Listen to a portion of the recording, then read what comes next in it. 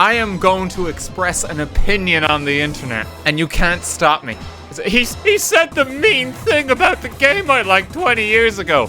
It's just a shame when you were a child your taste was shit, isn't it? Welcome to the tier list of every mainline Pokemon game. I'm going to start with a very bold move. The absolute worst one is Red and Blue. Literally every Pokemon game that has released since Red and Blue is objectively better than the first ones. And you want to know what else is at it? You're not gonna like it. Yellow is next to Red and Blue for only being marginally better, and the main mechanics from Pokémon Yellow, where Pikachu follows you, is implemented better in other Pokemon games. Alongside Red and Blue is Ruby and Sapphire. Now here we go. This is where people start to lose their minds. The region is very bland. It has way too much water. The selection of Pokemon is very contrived. In order to get a complete roster of Pokemon in the Pokedex, you have to own 2 Pokemon GameCube games and trade them into Ruby and Sapphire. People complain about things like Dexit today in Sword and Shield where you don't have access to all the Pokemon. This started specifically with Ruby and Sapphire and the changes they made with Pokémon Colosseum and XD. If you are against the things like the Dexit move that happened in Sword and Shield and people campaigning against that, then you should be furious at what Ruby and Sapphire did back in the day. There is almost no post-game in Ruby and Sapphire as well.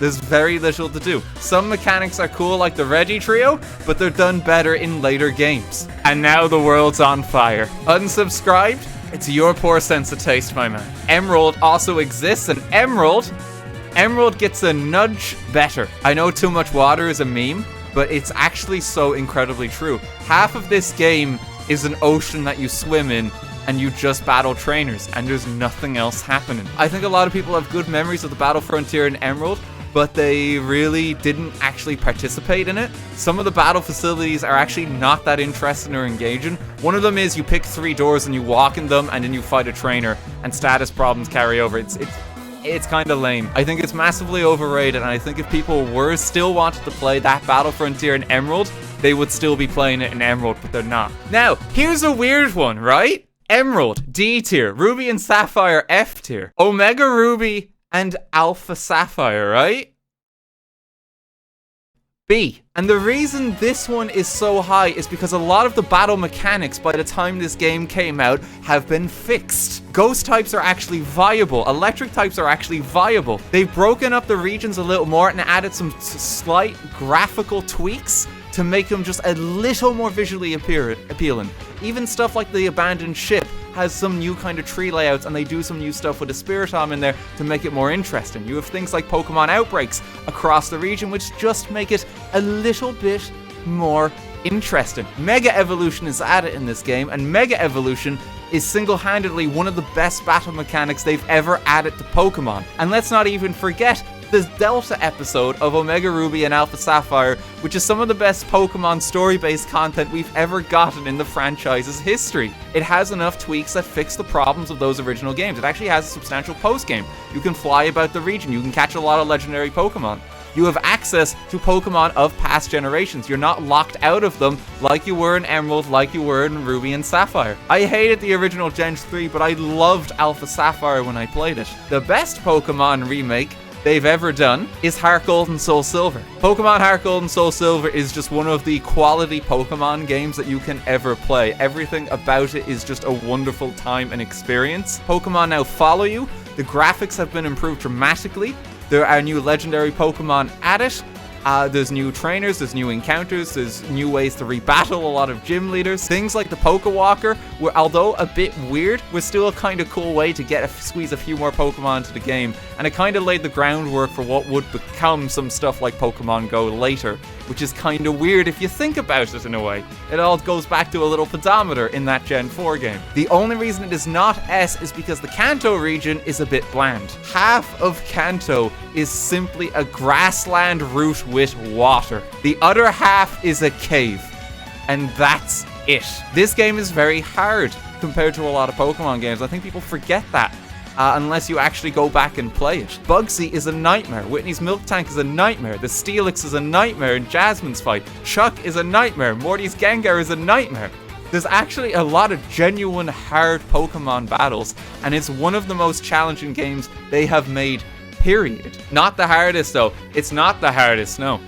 It's not the hardest, and this is going to give you a bit of insight into what I really value in a Pokemon game, okay? The absolute best Pokemon game ever made is Pokemon Black and White 2. Unova is one of the most realized Pokemon regions they've ever made in terms of variety. There's so much to see and do and explore. If you turn on the dedicated challenge mode, everything in the game becomes harder. Gym leaders all get additional Pokemon on their teams. The Elite Four has revised teams. They have items on their teams. They have competitive movesets. They have better IVs. It's actually one of the most challenging Pokemon experiences you can find purely because the challenge mode exists. The post-game is one of the most realized kind of post-games, I think, in any Pokemon game too. It is more interesting than HeartGold and SoulSilver's post-game. There is events, there is weekly battles, there is monthly battles, there is seasonal changes in the game. It features the best soundtrack of any Pokemon game.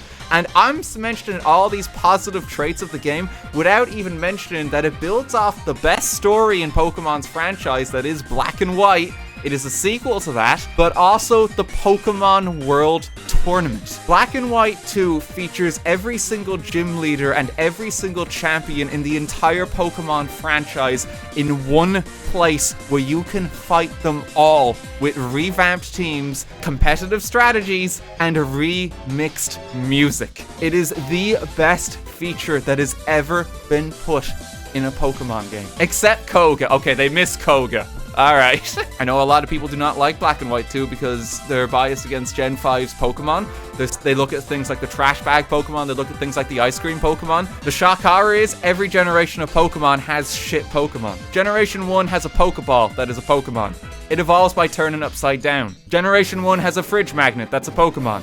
It evolves by sticking onto 2 other fridge magnets. Generation 1 has a Pokemon that's literally just a set of eggs. They have one that's just a polygon. They have a snake Pokemon called Ekans that is just snake spelt backwards. For the bag of trash, I will defend him. He's better than a pile of sludge that we got in Gen 1. And I think the ice cream Pokemon, it's better than a seal called Seal. They didn't even try with that one. It's a seal called Seal. The only point that it suffers is arguably the story. Just because Black and White has a better story. It is much more interesting, and this is also the sequel, and it requires a bit of knowledge of Black and White to properly appreciate. And speaking of Black and White, that's gonna go on par with HeartGold and SoulSilver. I think Black and White 2 is better in terms of gameplay, but I still think Black and White is absolutely a solid game. The most controversial thing with this game when it came out is that you had no access to the old Pokemon. I think that's one of the best decisions they've ever made with a Pokemon game. Here's the way I look at it. And suppose your favorite Pokemon is Gengar. Gen 1, you used a Gengar. Gen 2, you used a Gengar. Gen 3, you used a Gengar. Gen 4, you used a Gengar. Gen 5, you could not. And your Pokemon team is actually going to be a bit more distinct and interesting because of that. And I think that actually makes for a significantly more memorable experience because you're thrust into the deep end of the pool here. You don't have your old favorites to rely on. It's going to be something new. You have to try a new flavor of Pokemon this time, and that makes for a much more memorable experience. The story of Black and White is actually very compelling because it's a bit more interesting than just evil team trying to take over the world. You actually have an innocent villain who kind of believes in what he's doing, where Pokemon should not be used by trainers. And that's his philosophy that he stands for, to the extent that a legendary Pokemon in the game accepts him. He's actually recognized as a hero for what he believes in, and the legendary Pokemon joins his side, which is a very interesting take. The champion is actually a post-game bit of content that you have to go back and do if you are interested in. They don't matter, they take a back seat. The final boss of this game is N, which is significantly more interesting, I think. They've actually merged the gameplay with the story for once, rather than tacking on a villain arc to beat every gym story. Pokemon Black and White 2 is also the first Pokemon game that actually had a tangible reward for completing the Pokédex beyond a certificate. If you complete the Pokédex in this game, you get the Shiny Charm. That was only introduced in that game. I'm back on Black and White 2, mentioned in Black and White. I was trying to position Black and White. The two I recommend taken together. I think they are some of the best Pokemon experiences, just period. in the franchise. Let's change course a bit. The Pokemon games on this list that I have never played. Ultra Sun and Moon, and Pokemon XD Gale of Darkness. So, Pokemon XD Gale of Darkness, full disclaimer for it, I own this game, I simply never got around to playing it. Ultra Sun and Moon is the only mainline Pokemon game I have ever skipped, because I just didn't see the point in getting it compared to Sun and Moon in terms of gameplay tweaks and differences. To each their own. For Sun and Moon, maybe a B. It's debatable. It's like a C+. Generation 7 has a lot of cool aesthetic tweaks. Like the setting of Hawaii for it and its surrounding islands is actually wonderful. It's a radical departure. The soundtrack for the games is simply wonderful. There is a okay-ish amount of post-game content in Sun and Moon. It's only okay-ish. I think what holds Sun and Moon back so much compared to anything else is the pacing. It's literally, you walk 10 feet and Hop stops you, and you walk 10 feet and Evil Team stops you, and you walk 10 feet and the Professor stops you, and you walk 10 feet. Oh, sorry, it's not even Hop, it's How. Sorry. You understand why I don't like Hop so much as well, because he stops you a lot as well. How is like proto-Hop. It would be much higher. This is why I'm hesitant to put it here. And I want to kind of make it like a C+, or maybe even a B. This game introduced regional variants. The regional variants are so cool. Like Alolan Raichu, lovable. Alolan Dugtrio, it's Dugtrio but with hair. That mechanic is one of like the best things, but it's just unfortunate that the game itself is paced the way it is, because it just slows the experience down to a crawl. Also, who gives a shit about Z-moves? Speaking of games where I appreciate the mechanic changes but I don't want to play them again, Pokemon X and Y is D. The story of it is forgettable. I can't even remember like my 4 rivals' names in this game.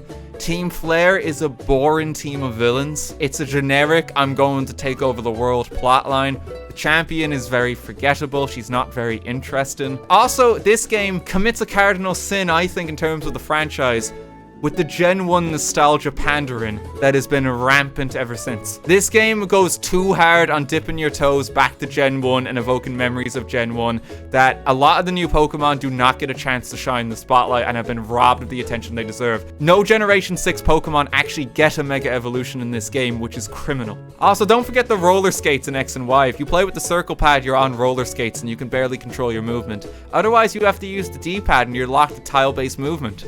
Wasn't that a fun mechanic? I guess we can take Pokemon Gold and Silver and Crystal. I mean, these games are just kind of old, and there are like kind of better ones to play. Like maybe we just pop them down here. These games, while they were like kind of great for the time, like, now actually pop them in C maybe. Yeah, I'd pop them maybe in C. With Gold and Silver, it's the first Pokemon games where you could actually like kind of do gym leaders in like kind of like a really odd order. I think they're better than Emerald, so yeah, okay. Why is Emerald in D? I think Emerald is horribly overrated. The other Gen 3 Pokemon game to address though, right? FireRed and LeafGreen. I think it's the best version of Kanto that they've done. And what sets FireRed and LeafGreen apart from the others is the islands. I think it's the best realized version that we've had of the Gen 1 games. Because you basically get to a point where you're doing the gym challenge, but then you hop off and you explore, and it actually has substantial post-game because you can just go explore more of those islands and you unlock more of them specifically after you beat the game. You might notice I value post-game content a lot in my rankings. My justification for that is you're going to spend the majority of your time playing specifically in the post-game. You play the main campaign, it will last you about 30 hours. If you're going to get 100 hours out of a Pokemon game, that's specifically post-game, and it's about 70 hours of that time is spent there. So the more post-game content that it has, I think in the long run it makes for a better Pokemon game because you've just got more shit to do. And speaking of more interesting, right? Pokemon Legends Arceus. This is probably the most refreshing Pokemon game they've ever made in terms of mechanics. I'm leaning between a B and an A, and I think I'm more inclined to maybe give it the A. It is a wholly unique Pokemon experience in Legends Arceus. It's finally the idea of it being an open world Pokemon game somewhat being realized, even if like the structure of the mainline Pokemon game is very different and very revised. The way that you actually engage with Pokemon in this game is the best in any Pokemon game they've made. It's the most interesting Pokemon game to actually complete the Pokédex in, where it feels like way less of a chore, and you almost kind of want to go out and do it because there's not so much a barrier to entry. It has quality of life changes too in Legends Arceus, where you no longer need to trade with your friends to evolve certain Pokemon. One of the roadblocks for completing the Pokédex in pretty much every Pokemon game that has come before this one is you have to trade with a friend to complete the Pokédex. Legends Arceus said no to that, and it's the only Pokemon game where you actually don't have to do it. In terms of post-game content, the shiny hunting is just there, and I think that actually carries it because the capture rates are so high. It's a huge feature almost of the game. But you know, thinking about that, I'm actually going to drop it to a B. Once you complete all the missions, your post-game content is very much so your shiny hunt. And suppose you don't like that. What do you play here? Okay, so this one is wild, right? Pokemon Sword and Shield. I did a Let's Play of this game where I had a rough time. I had a real rough time.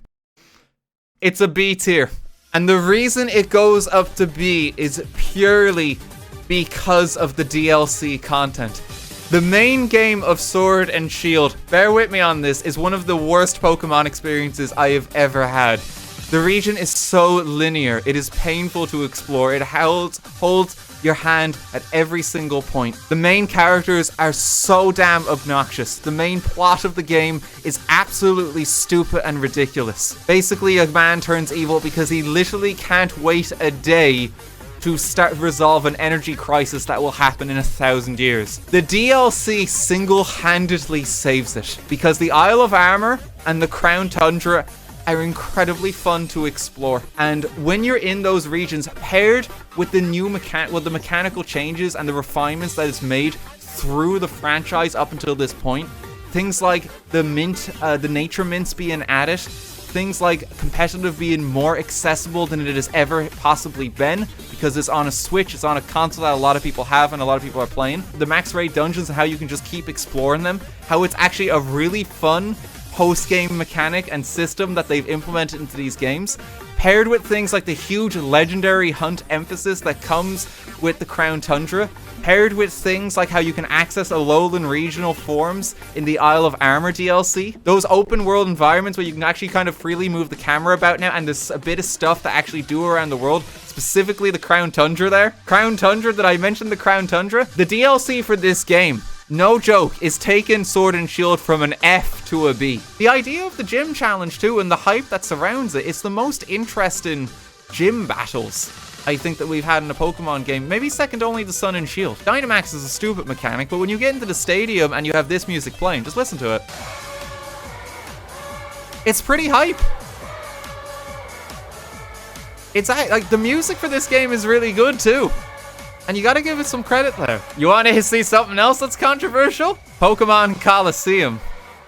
I'd only give a D. So Pokemon Colosseum, I think, is a Pokemon game where the concept and idea of the game is better than the actual game. I love the premise of Colosseum, where it's like you're kind of like a turned rogue or turned good evil team person. But the pacing of the game is actually horrifically slow. The world's actually not that good. There's almost no post-game content. The only bit of post-game content you actually have in this game is purely like the 100 battle challenge, and that's it. Now it's cool, and the reason that it's memorable and loved is because, holy shit, it's a 3D Pokemon game, and it's like kind of different. You know, and that's a cool concept. Other than stealing like the Pokemon battle, and like kind of like stealing the Pokemon and purifying them, it's just trainer battle, trainer battle, trainer battle, trainer battle, trainer battle until the end of the game. Pokemon Let's Go, I think, is a D tier as well. I think it's an okay Pokemon experience. It's a D, low C. There's a bit of ocean to make it a bit more interesting, but like it's just so vanilla. Credit where it's due, this is the most refined vanilla experience I think of any Pokemon game. It's cool that the Pokemon walk about in the overworld, and it even introduced that concept, but every Pokemon game since then has just been better in terms of execution, I think. We have a trifectum here. Pokemon Platinum, I would also put on the B tier. You know what? No, okay. Tell you what, I'll give it an A. The DS era Pokemon games were some of just the best realized ones. Pokemon Platinum is Generation 4, but better in almost every respect. The story is expanded. You have a battle frontier added. There are new forms for legendaries. There is just more content in this Pokemon game compared to others, and they fixed a lot of the problems that Gen 4 originally had too. It's probably the best Generation 4 experience we've had, I think. The Underground is in this game too, and that in itself adds a lot of content to this game. Pokemon Platinum introduced Looker, who has become one of the more significant characters in the Pokemon universe. Platinum's not afraid to throw optional areas at you too. When you get surf in this game, the world hugely opens up and there's simply a lot to explore. You can go down to where the Pal Park is and you just have a new route there. You can go explore more in Mount Coronet. There's Wayback Cave. There's Turnback Cave. Post-game for Gen 4 is actually quite significant as well, because it's basically a legendary scavenger hunt. If we include sort of the Pokemon like DLC events, like the Shaman event, the Darkrai event, the Arceus event too, like, holy shit, those are some of the coolest kind of Pokemon encounters in the entire franchise. Meeting Arceus is such a cool encounter that one of the most significant encounters in Pokemon Legends Arceus is almost ripped from this game. I want to correct this as well. You pronounce it Arceus. I'm going to correct this and clear this once and for all with a canon Pokemon game. Are you ready? Wait. Arceus restored its health. I'm sorry, what was that? Arceus. Arceus. You can correctly pronounce it Arceus. People always fight me on that point that I'm saying it wrong. I believe that's the first time they pronounced Arceus' name. I'm not wrong. Look at the recent Pokemon Presents, they said it there. RT is correct. Did they? We have some news about the Pokemon Legends Arceus game. Oh, okay. They have changed their mind. You can say it both ways. You fucking tricked me. They said Arceus there, but they've said Arceus as well. I think it's Arceus. I think that's how you pronounce it, and I'll never change it. Let me take out my Arse phone in the new game. I think Diamond and Pearl only suffers in relation to Pokemon Platinum, because when the two stand side by side, there's almost no reason to play Pokemon Diamond and Pearl over Platinum. It's just a strictly better Pokemon game. Like, Brilliant Diamond and Shining Pearl is on par with Diamond and Pearl, and I think that's because they tried to just faithfully recreate it. It has one merit of the new Underground in Brilliant Diamond and Shining Pearl. I think it's a better Underground overall. It's not strictly better because the secret bases were gutted. They did gut other features of the game though. So I don't think it gets any higher than where Diamond and Pearl was. They wanted a faithful recreation of those games, so it'll be on par with those games. And I think that's where the spot goes. We have a bit of like almost a bell curve going with like how these rankings have gone. Look at that. But there you go. Those are my rankings. That's where I think the games fall. I hope this gives an idea though of what I value in a Pokemon game. Post-game is the single most important aspect to me. And if you have a good story and good progression up until that point, then happy days. You're just having a wonderful time all around, aren't you? Pokemon starters. Ho-ho! Right off the bat. No, you know, he's too good for F tier. Add a row below. Charizard, I think, is the most overrated Pokemon in the entire franchise. He's not really that viable in battles because he dies to Stealth Rock in pretty much every game. But he always hogs the spotlight in pretty much every game, and in games where he really shouldn't have as much attention. He takes up a significant part of the spotlight in the Gen 8 Pokemon games, and again in the Gen 6 Pokemon games. He's the mascot of a Gen 3 Pokemon game. I think Charizard is a very plain dragon and not even that creative of a design. My single biggest hope for Generation 9 is specifically that Charizard is not in it, and that should tell you everything. One of the weaker fire types I would say is Tepig. Tepig is still kind of cool. I think when he becomes an Emboar, he has some like kind of cool potential because he's just basically a flaming pig that's gonna punch the crap out of you. The reason it's just low is because there's other fire types that are just firefighting that I think are a bit more interesting in terms of design. And if you want to talk more interesting in design, I think we give Torchic like a C, a sort of like a middle of the road. We want to talk even better firefighting. I think we give Chimchar the B. I think he's really cool. He's got like kind of an aggressive, kind of menacing presence. And when someone sends out an Infernape in battle against you, you have an almost, oh shit, they've got an Infernape reaction. It is a Pokemon to be feared. We want to talk even better fire Pokemon, right? Litten, I think it gets a B spot here next to Chimchar. When I'm talking about the starter here as well, I'm putting the starter first, but I'm talking about its final evolution a lot as well. Because it matters, because you're going to spend most of the time with this Pokemon as its final evolution. The middle evolutions, there's not much to really say. It's like awkward teenage years for most of these Pokemon. Maybe not as cool as Infernape, but I think Incineroar is still quite cool. He has a distinction of actually being one of the starter Pokemon that actually made the Smash Bros as well, so you can play more with this guy, which honestly does make the Pokemon just a little bit cooler. It's cool when you can play as them in Smash. Except for you. Scorbunny and Cinderace, I think, is actually one of the best fire starters. Libero is a wonderful ability that you can have on this Pokemon, where it literally changes its type based on the attack you are using before you hit them. And that's actually a really fucking cool quality. For a similar reason, Froakie is on par, because Greninja gets the same ability in the form of Protein, where it can change its type before it attacks. And I think those are just some really cool starter qualities that set these ones very high above the rest of the pack. Finish off the fire types. Fennec and Delphox, I think, is a middle of the range Pokemon. Basically evolves into a wizard. I quite like the Gen 6 starters. I just think it's a bit average, though. It's not particularly powerful. It's got, like, middling defenses. Fire Psychic is a cool typing. I don't think it's as good as some of these other starters, though. So I put that a bit middle of the pack. Cyndaquil is S tier. He's the best fire starter they have ever made. He's one of the... I think he's the coolest one that they've ever done. The fact that he now has a unique form in Legends Arceus simply pushes him above and beyond everything else that's there. Fire Ghost typing is simply amazing when he evolves into a Typhlosion. He is fast. He can hit hard with his special attack. He gets access to Eruption. It's incredibly powerful. I'm very biased here because Cyndaquil is my first Pokemon, so take what I say with a grain of salt. I think he's the best one. We want to get another S tier in? Piplup. Piplup and Empoleon, the Emperor Penguin, the Water Steel typing. Oh my god, it's so good. Empoleon is such a fun Pokemon to use. It is strong, it hits like a tank, and it can survive a lot of attacks. But I think Piplup is... just look at him. His design is absolutely adorable. He's a penguin. He's your best friend, and he's one of my most memorable starters that I've ever had in my team. If I ever have a chance to use a Piplup in a game, I always take it. Chikorita, oh god. Like... I don't know what they're doing with this Pokemon. It just looks at you sad when you go to Professor Elm's lab in the Gen 2 games because it already knows you're not going to pick it. It has no move pool. It has no interest in abilities. It's not even that bulky. Bulbasaur, I think, would be a D. Slightly more interest in Chikorita.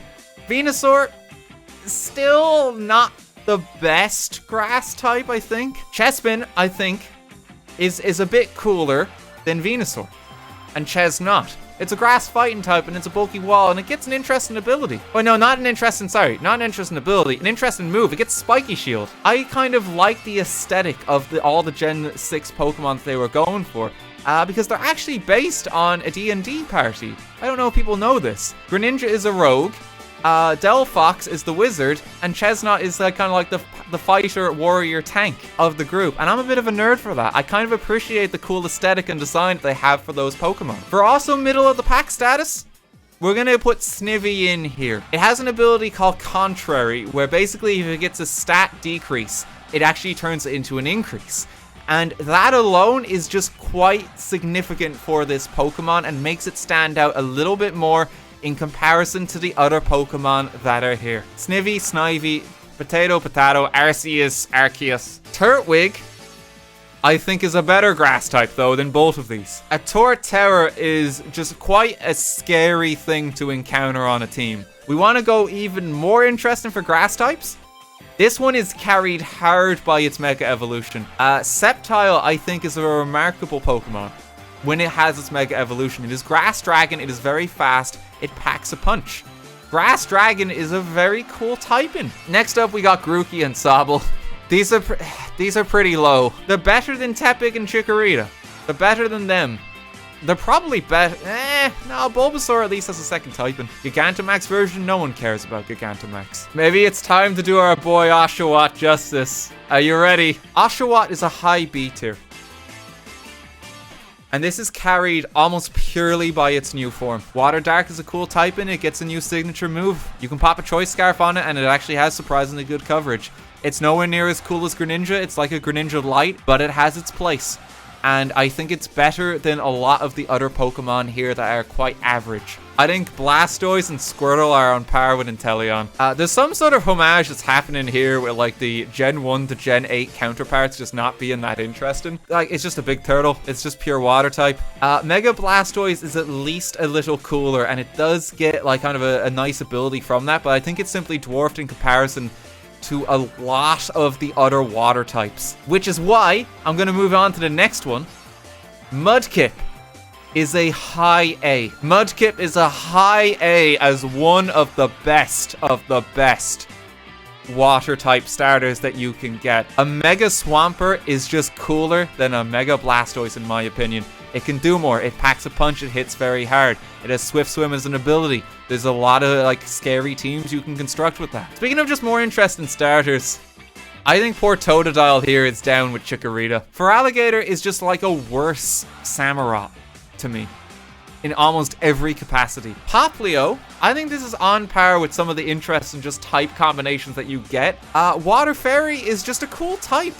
Honestly, it has quite good coverage. Solid typing can just carry a Pokemon, honestly. And the aesthetic of Primarina is that it's an opera singer, or like a siren, which I just think is quite cool. At Gen 7, again, you might see across the board, like they're rating quite highly. We have one left. Oh, wait, no, he's not supposed to go there. He's stuck. Rowlet is S tier, and he's arguably number 1. This is a bold claim, but I think Rowlet and Decidueye are the coolest combinations of the coolest starter Pokemon that you can get in the franchise. It comes as a grass flying type. It has an adorable design with the bow tie. It evolves into basically Matt Smith from Doctor Who. And when you get it to Decidueye, it is just a really cool design. I really like Decidueye. I think it's like the coolest grass type Pokemon that they've ever made. You can get a grass fight in Decidueye, which is actually quite cool. But I think he's one of the best like starter Pokemon just ever. And if it's like Rowlet versus anything else, like I'd be hard pressed not to pick Rowlet. Like my own bias here would be is like, oh fuck yeah, like I love a Cyndaquil. But if Rowlet came up against a Cyndaquil, it's like I don't know which I choose. When I played Legends Arceus, I did choose Rowlet. Charmander and Charizard are the worst, and then poor Chikorita's down here. Those are the top 3. I think the A tiers are very fair there as well. I do have one more tier list if you guys are interested in it.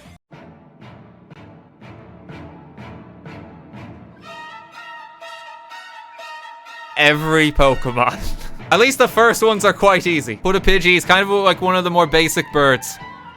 Basic bird family goes down here. We don't like Spearow. That's literally just a snake. Fat Pikachu is an S tier. Pikachu, middle of the pack. Alolan Raichu, higher. Ninetales in there. Jigglypuff is an A. Paris, I've never heard anyone be excited about using a Paris on their team. The Meowth's kinda average.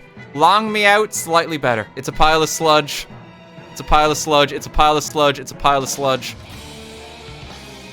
New tier there for Mr. Mime. Magikarp, in its simplicity and just being a meme, gets a status of an A. Ditto can be anything, so strictly speaking, he actually occupies quite a high spot. Fluffy Eevee is up there with Fat Pikachu. Eevee is an S tier Pokemon as well. Dragonite, easy S tier. Mewtwo has committed several war crimes at this point. Mew is really cool, so we'll put him up as A. Please zoom out. This is as much as I can. Like, you want me to zoom out like this? I barely made a dent.